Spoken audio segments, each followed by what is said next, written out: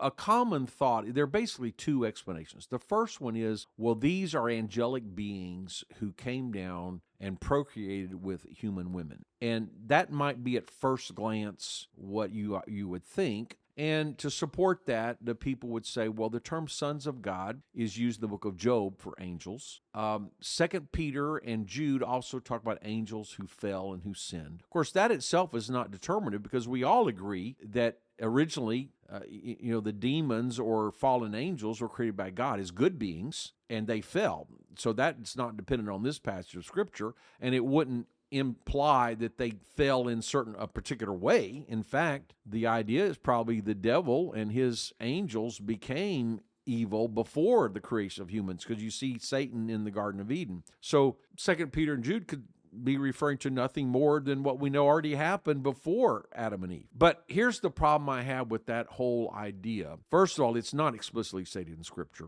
Then exegetically, it talks about, yes, these giants were born, but it also says after that. So if you're really talking about this happening in a supernatural way, it would not be just one occurrence, but two, before the flood and presumably after the flood. But the more you think about it, angelic beings, according to Hebrews chapter 1, they are spirits. They're spirit beings. They're not flesh and blood. So they do in the Old Testament, you find, and even in the New Testament, angels appearing in the form of humans.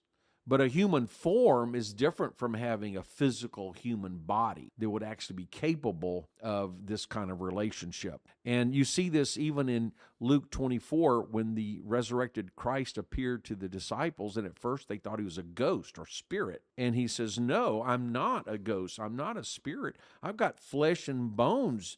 You can see me and touch me. A spirit doesn't have flesh like me. Well, is Jesus right? Well, if those angelic beings are spirits, as Hebrews 1 says, and if they don't have flesh, and a normal human could actually look at them or touch them and know it's not flesh, well, then how could this story mean they could actually have physical relationships?